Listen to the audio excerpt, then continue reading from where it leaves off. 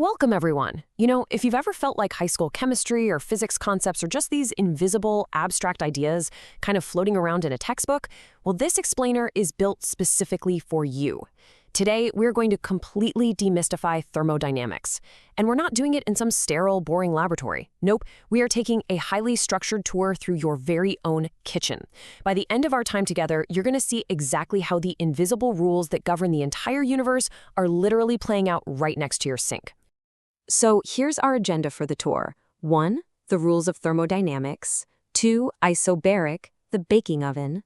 3. Isochoric, the pressure cooker. 4. Isothermal, the kitchen fridge. 5. Adiabatic, the aerosol blast. And finally 6. Balancing your energy budget.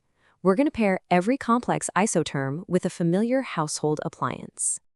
All right, Section 1, the rules of thermodynamics.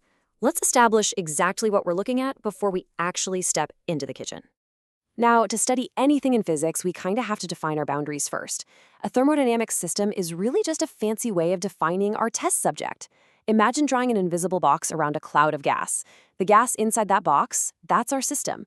And we express the state of the system using 4 specific measurable parameters: pressure, temperature, volume, and internal energy. And this equation brilliantly illustrates exactly how those parameters interact. Think of PV equals RT kind of like the sliders on a mixing board in a music studio.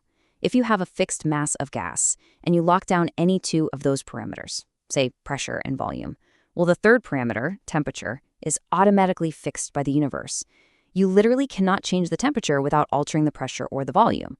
So, to change the state of our system, we use different thermodynamic processes to manipulate those sliders.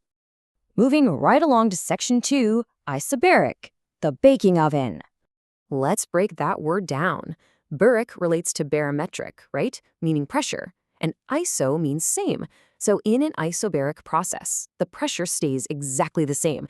But here is the trick. While the pressure is kept absolutely constant, the volume is free to change. And because that volume can change, our system can actually do physical work. Now, you might be wondering, how do we actually calculate that work? Well, we just multiply that constant pressure by the change in volume. Think about baking bread in your oven. The pressure inside the oven roughly matches the room. It's constant. But as the dough heats up, the gases inside it expand, meaning the volume increases. That expansion pushes against the surrounding air, doing positive work. Conversely, if the volume decreases or contracts, the system is having work done on it, and that's negative work. Next up, Section 3. Isochoric, the pressure cooker. Let's move over to the stove. Okay, I want you to think about this for a second. What happens when a gas is completely trapped and just can't expand no matter how much you heat it? If you put your system inside a perfectly closed, rigid container that can neither contract nor expand, things get very intense very fast. This is what we call the isochoric process. Choric relates to space or volume. Here, we're locking the volume slider firmly in place, exactly like clamping down the heavy metal lid on a pressure cooker. The volume of the gas inside cannot change by even a millimeter. So, let's look at how this builds our mathematical understanding. Remember how doing work requires a change in volume? Well, because there is absolutely no change in volume here, the system does exactly 0 work. The gas just isn't expanding to push anything. Therefore, according to the first law of thermodynamics, every single bit of heat you transfer into that pressure cooker goes directly into changing the gas's internal energy. The temperature absolutely skyrockets because that energy has literally nowhere else to go. All right, Section 4, isothermal, the kitchen fridge. Let's look at a perfectly chilled environment. Remember, iso means same and thermal means temperature. So in an isothermal process, we are locking down the temperature slider. Now remember our parameters from earlier, internal energy is entirely dependent on temperature. So if the temperature is totally constant, that means the change in internal energy is exactly 0. So how is this even possible if we're doing work?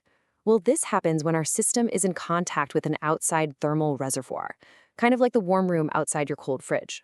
For a process to be truly isothermal, any change has to occur very, very slowly. This slow pace allows the system to continuously exchange heat with the outside reservoir, perfectly adjusting itself so the internal temperature never actually spikes or drops. Because the internal energy change is 0, the first law tells us that the heat transferred into the system perfectly equals the work done by the system. Q equals W.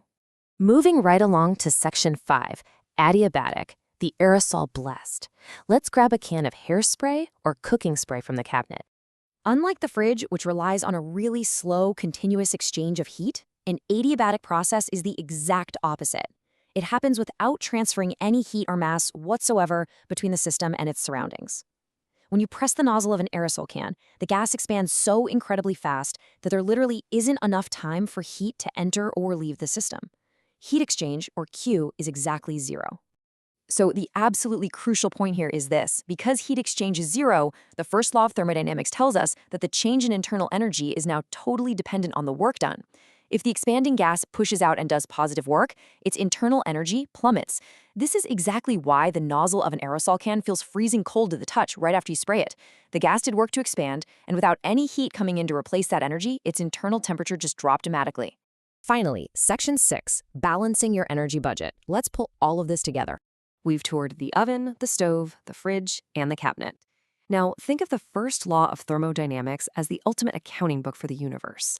Energy cannot be created or destroyed, only spent or transferred, right?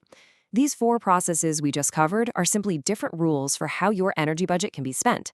Isobaric balances pressure. Isochoric locks volume so you can't spend energy on work. Isothermal locks temperature so internal energy can't change. And adiabatic locks the door so no outside heat can fund the budget at all. This matrix right here is basically your ultimate high school physics cheat sheet. It breaks down exactly how our everyday household appliances magically map to those seemingly complex thermodynamic equations we've been talking about. Suddenly, the math isn't just a bunch of letters on a whiteboard. It's baking bread, cooking stew, chilling water, and spraying aerosol. To wrap things up, I want you to just look around your room right now. Spot the thermodynamic engines silently powering your daily life. They are literally everywhere. By breaking these concepts down into structured visual steps, the invisible becomes visible. So I'll leave you with this thought. If we can master these four foundational processes just by looking around our kitchen, what other invisible scientific boundaries are you ready to conquer next? Keep observing, keep learning, and thank you so much for joining me on this explainer.